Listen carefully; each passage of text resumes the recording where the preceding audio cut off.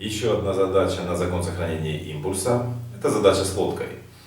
В вариациях может попадаться, но достаточно часто встречается такого рода задачи. В чем заключается задача? Человек находится на носу лодки, и он переходит на корму. Задача какая?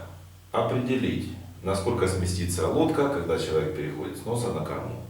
Естественно, лодка находится на какой-то водной глади, скорость течения равно нулю. То есть в спокойной воде, так? То есть нам дано масса лодки, масса человека, длина лодки. Известно, неизвестная величина, насколько сместится лодка при переходе человека с носа на корму. Значит, делаем рисунок. Указал длину лодки, да, здесь, соответственно, масса человека, масса лодки. Вот смещение, да? При решении воспользуемся законом сохранения импульса. В нашей системе будет два тела, человек и лодка. Импульс человека плюс импульс лодки до перехода равно импульсу человека плюс импульс лодки после того, когда он переходит с носа на корму. Ну, после того, как он начал свое движение. Давайте выберем направление оси и сделаем проекции. Ну, к примеру, ось выберем вот так.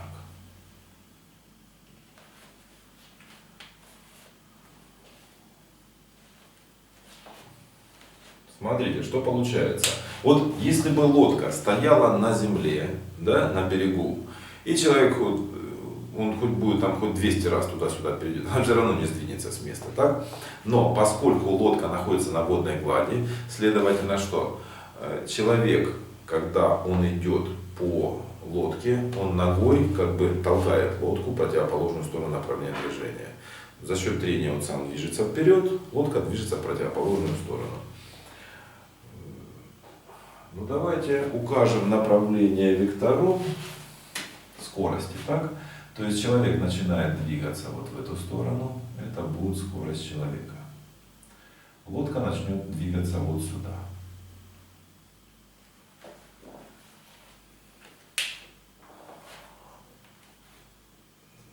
Сделаем проекции на ось X. Ось X выбрана у нас, и получается, что в результате проекции получаем следующую картину. Так? Проекция на ось X. Импульс человека. До того, когда он переходил и находился на носу лодки, ну, скорость его равнялась нулю, он никого не трогал, да, и лодка в покое, и он в покое. Поэтому импульс человека 0, импульс лодки 0. Импульс человека после того, когда он начал движение. Скорость направлена сюда, ось в противоположную сторону. Что получается? Минус m человека, скорость человека. Лодка движется вдоль направления выбранной оси со знаком плюс. Вот все нормально, но здесь добавляется еще относительность движения. То есть мы должны рассматривать скорость человека и скорость лодки относительно одной и той же системы отсчета. Лучше относительно неподвижной системы отсчета. То есть относительно берега будем рассматривать. Так? То есть рассматриваем скорость человека относительно чего? Берега. Здесь тоже скорость лодки относительно берега. Когда мы рассматривали с вами относительность движения, вы прекрасно помните следующую формулу. Да? Скорость абсолютная будет равна сумме скорости относительной плюс скорости переносной. В нашем случае скорость абсолютная – это скорость, с которой будет двигаться человек относительно берега. То есть, ну, что получается здесь у нас? У нас в наличии человек, который движется по системе лодка, и при этом лодка, она сама начинает двигаться, так? То есть скорость лодки является переносной скоростью, скорость, с которой человек движется относительно лодки, это относительная скорость, так? А абсолютная скорость — это та скорость, с которой реально будет лодка с которой человек будет двигаться относительно берега. Так? То есть получается, что скорость человека относительно берега это есть скорость человека относительно лодки плюс скорость лодки относительно берега. В векторном виде. Ну давайте так. Скорость человека относительно берега будет направлена вот в эту сторону. Со знаком минус, да? То есть, также делаем проекцию на ось x. Минус скорость человека относительно берега.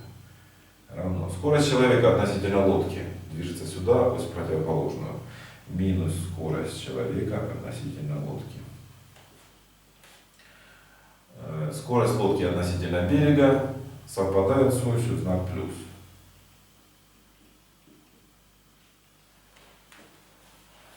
Ну давайте домножим на минус единицу, для того, чтобы так более-менее выглядело поприличнее. Да?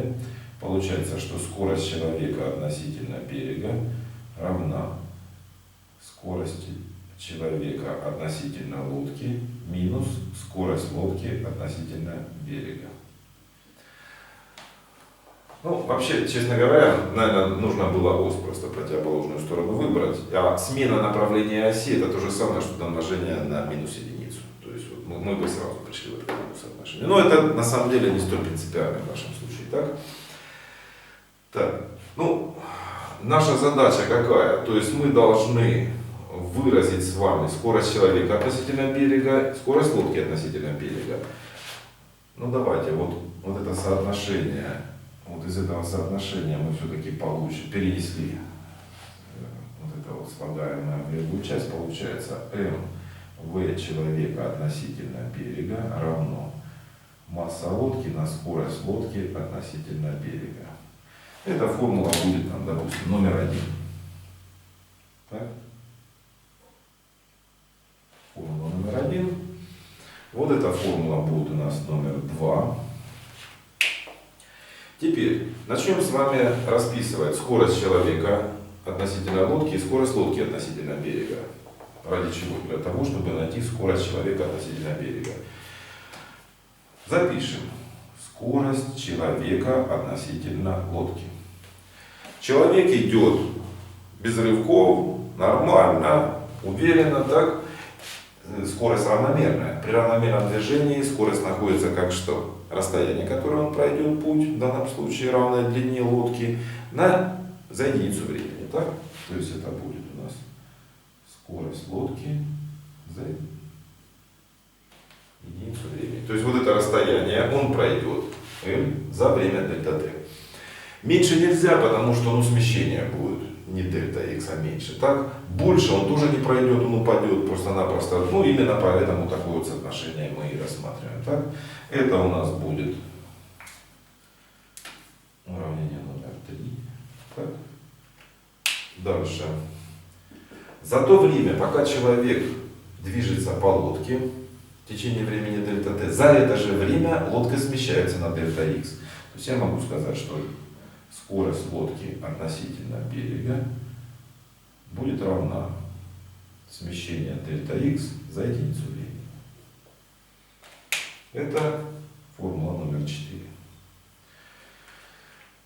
Я подставлю вот эти вот скорость человека относительно лодки и скорость лодки относительно берега, вот эти два соотношения сюда и сюда, да? Я сознательно вам пишу, вот это пронумеровал, да? 3 и 4 подставил в 2.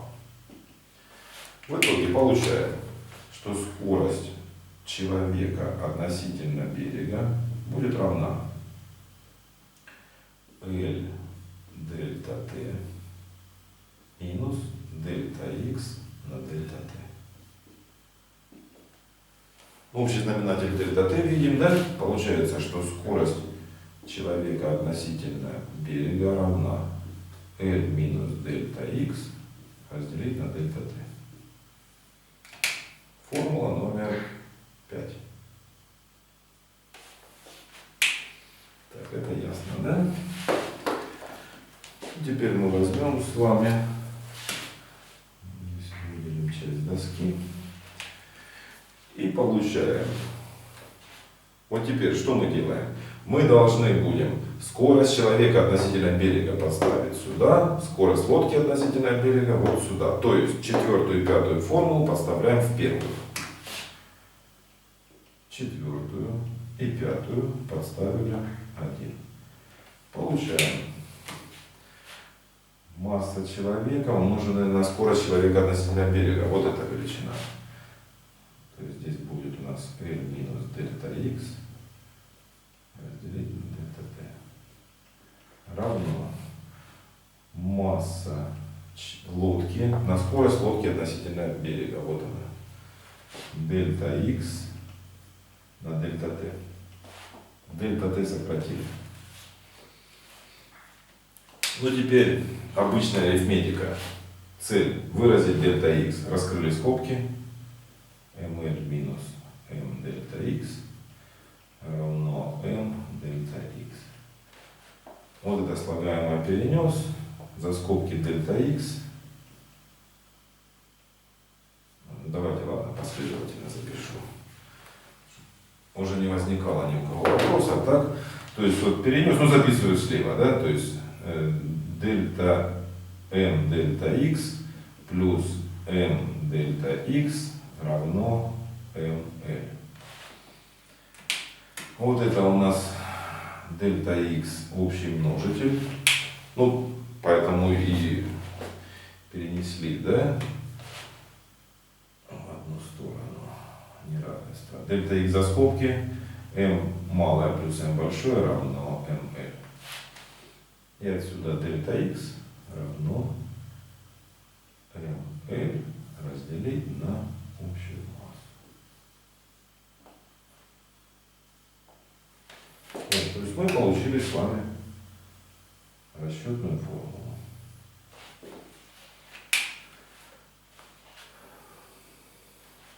Вот. Ну, то есть это вот одна такая вот из типовых задач, которая вот частенько встречается. Вот. Но, в принципе, вот эту задачу можно еще решить еще одним способом, так?